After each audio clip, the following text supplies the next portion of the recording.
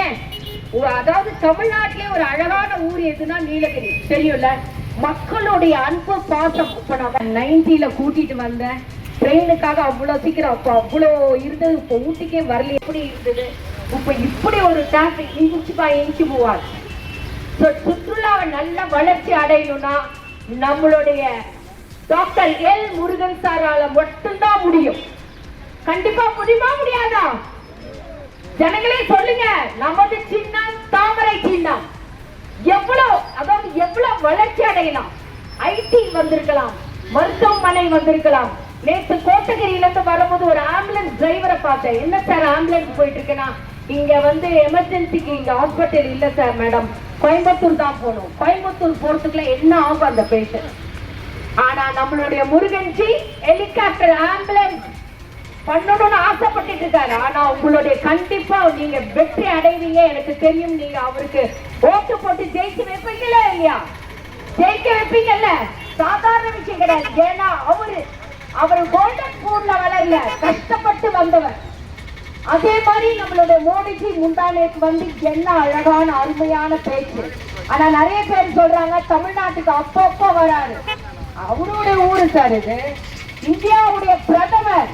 அவருடைய ஊருக்கு அவர் வராம வேற யார் வர முடியும்? ஆனா அவர் வர்றதுக்கு காரணம் என்ன தெரியுமா? மக்களுடைய அன்ப பாசத்துக்கு தான் மோடிஜிய வர வைக்குது தமிழ்நாட்டுல.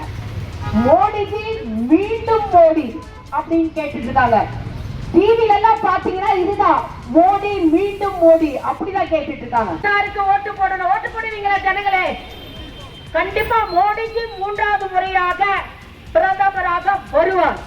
ஆனா தமிழ்நாட்டு ஜெயிக்க வச்சிருவீங்கல்ல பெண்களே. நான் வந்திருக்கேன் சென்னையில இருந்து. சாருக்கு நீங்க ஓட்டு போட்டு ஜெயிக்க வைப்பீங்க எனக்கு நம்பிக்கை இருக்கு. ஏன்னா நீலகிரியில இருக்கிற மக்களுடைய அன்பு பாசம் கண்டிப்பாக ஜெயிக்க வைப்பீங்க. ஜெயிக்க வைப்பீங்களா? அது சவுண்ட் இல்லையே, கேளுங்களேன். ஜெயிக்க வைப்பீங்களா?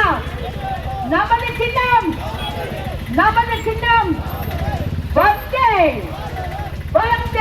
நீலகிரியில இப்போ ஒண்ணுமே இல்ல. கோத்தகிரியில இருந்தா நான் வந்தேன். 1 மணி நேரம் வர்றதுக்கு 2 மணி நேரம் ஆச்சு. ஊட்டியாதான் இருக்கு தவிர வளர்ச்சி இல்ல. ஆனா பாப்புலேஷன் ஜாஸ்தி ஆகி போச்சு. நீங்க பாத்தீங்க அன்னைக்கு ஷூட்டிங் டைம்ல எவ்வளவு ப்ரொடக்ஷன் மேனேஜர்ஸ் வேலை செஞ்சாங்க. இப்ப இல்ல ஷூட்டிங்.